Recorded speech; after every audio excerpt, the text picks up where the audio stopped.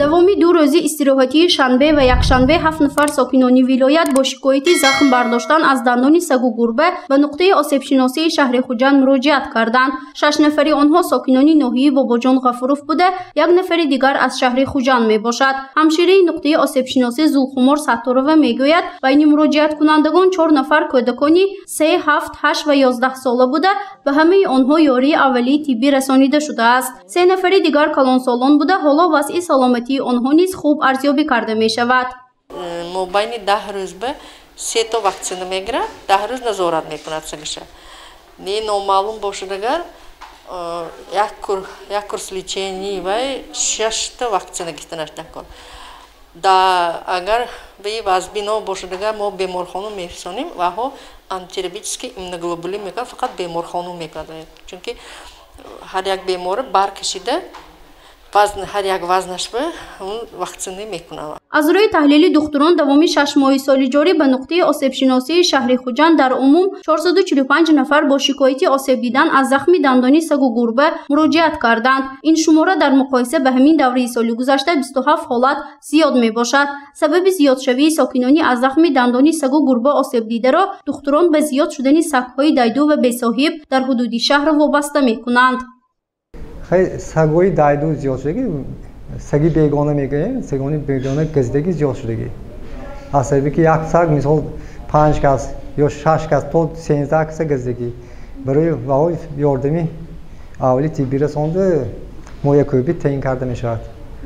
духтурон таъкид карданд ки ҳар як инсони аз захми дандони саг ё гурба осеб дида ҳатман бояд сӯзандории зидди бемории ҳориро гирад, зеро бемории ҳорӣ табобатнашаванда буда, пешгирии он интихоби беҳтар аст. бино ба гуфти духтурон ба ҳар нафари аз захми дандони саг ё гурба зарар дида, ки ба нуқтаи осебшиносӣ ё дигар марказҳои тиббӣ муроҷиат мекунад, аввал сӯзандории зидди бемории ҳорӣ гузаронида мешавад. дар ин ҳолат табобат ёфтани сокинон аз ҷониби духтурон ҳаматарафа кафолат дода мешавад. фавран бояд ки муроҷиат кунанд, бояд уколашон нагиранд барои он ки бемории ҳорӣ табобатнашаванда фақат пешгирӣ шавад. агар пешгирӣ кунем вақте ки моякӯбӣ мегирад ҳамон одамо ва ё иммунитет пайдо мешавад.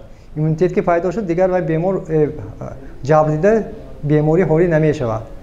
осеб дидани сокинон аз захми дандони сагу гурба соли ҷорӣ як масъалаи муҳим буд. баъди осеб дидани 8 нафар сокинон аз захми дандони як саг сару садоҳои зиёдро низ ба миён оварда буд. аз ҳамин сабаб ин мавзӯъ дар нишасти хабарии раёси тандурустии вилояти Суғд низ мавриди баҳс қарор дода шуд. сардори маркази назорати давлатии сентери эпидемиологияи вилояти Суғд Тахмина Усмонова иттилоъ дода буд ки давоми 6 моҳи соли ҷорӣ захмдоршавии сокинон аз газидани ҳайвонот 2180 ҳолат ба қайд гирифта шудааст, ки ин нишон дод дар муқоиса ба ҳамин давраи соли гузашта 132 ҳолат зиёд мебошад.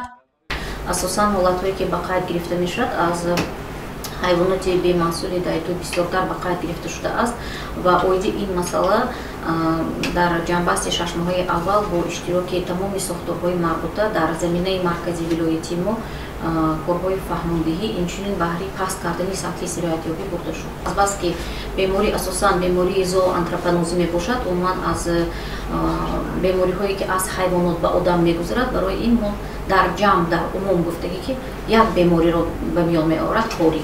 ҳолатҳои осеб дидани сокинон аз захми дандони сагу гурба бештар дар шаҳру ноҳияҳои Ашт, Сиптамен, Ҷаббо Расулов ва Исфара зиёдтар ба қайд гирифта шудааст.